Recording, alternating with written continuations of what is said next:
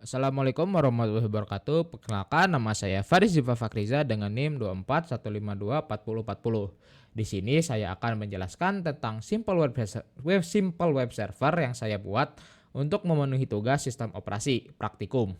Oke, kita mulai. Seperti yang bisa dilihat di sini, ini adalah library untuk membuat simple web server. Lalu di sini ada define. Di sini saya portnya menggunakan 8081.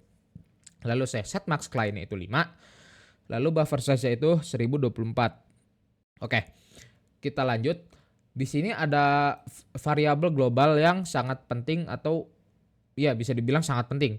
Kenapa sangat penting? Karena variabel active connection ini itu kurang lebih gunanya untuk men-track seberapa banyak client request atau koneksi yang aktif saat proses terjadi. Saya set volatile itu gunanya untuk memberitahu sistem jika variabel ini itu jangan di-define.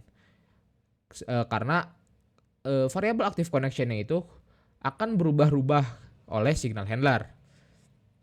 Oke, kita masuk ke fungsi yang pertama, yaitu fungsi child handler. Fungsi child handler ini itu gunanya sebagai pembersih jika koneksi atau client request-nya itu sudah selesai. Status active connection itu akan dikurangi 1. Lalu akan muncul message client disconnect not available. Kurang lebih seperti itu. Lalu kita akan masuk ke fungsi yang kedua, yaitu handle client request.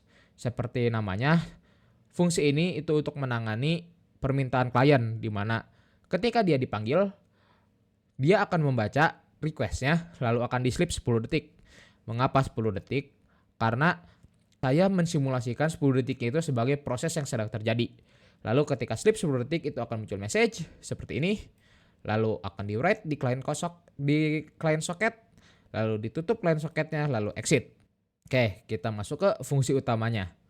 Di sini di dalam fungsi utamanya itu ada deklarasi variabel, setup signal handler dan juga setup socket. Ini. Lalu ada konfigurasi alamat server. Di sini ada bind socketnya. Lalu di sini ada listen pada socket. Kurang lebih ini untuk memberitahu kita itu ada di port mana dan berapa max client-nya.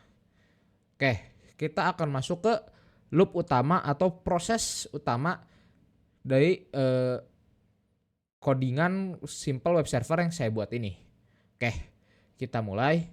Di sini itu ada variabel-variabel yang di setup atau dideklarasikan. Oke, kita akan masuk ke sini, yaitu untuk mengecek apakah active connection itu lebih dari 5 atau tidak. Jika iya, maka request itu akan ditolak dengan message server full di terminal. Lalu akan muncul di message di web server itu server busy. Lalu akan di close socketnya lalu akan di continue. Nah, apa yang terjadi jika ini tidak terjadi? Ya kita continue ke active connectionnya berarti sudah dibuat. Di mana akan bertambah 1, lalu akan dibuatlah sebuah fork. Oke, di sini forknya itu akan dicek apakah dia seorang child. Nah, jika dia seorang child, maka dia akan memanggil handle client request yang memiliki fungsi untuk menghandle request client. Jika dia seorang parent, maka dia akan mengclose new socketnya. Lalu akan mencoba menerima lagi client request yang lain. Ini adalah untuk handler jika keduanya itu bukan child, bukan parent. Kurang lebih seperti itu. Di mana dia akan menerima request, lalu akan dibuat fork, lalu akan dicek apakah dia child atau parent. Jika dia child, dia akan handle client request. Jika dia parent, dia akan close new socket dan menerima client request lain. Oke. Saatnya kita masuk ke demonstrasi. Tapi di sini saya akan disclaimer terlebih dahulu. Saya di sini menggunakan sebuah script Python, di mana ini tuh untuk memenuhi 3 tahap atau 3 test case-nya. Saya dapat script ini itu menggunakan AI karena jujur saya tidak bisa menggunakan script Python untuk mengirimkan signal ke web server. Oke, kita mulai saja menggunakan script ini. Kita aktifkan dulu si web servernya. Oke, web server sudah aktif, bisa dibaca. start on port 881, limit 5, dan statusnya itu kosong dari 5 inaktif. Kita jalankan ininya, scriptnya.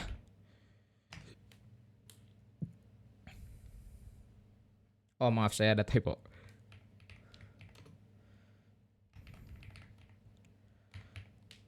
Oke, seperti bisa dibaca, itu test case 1 mengirim 5 klien secara bertahap dengan jeda 1,5 detik.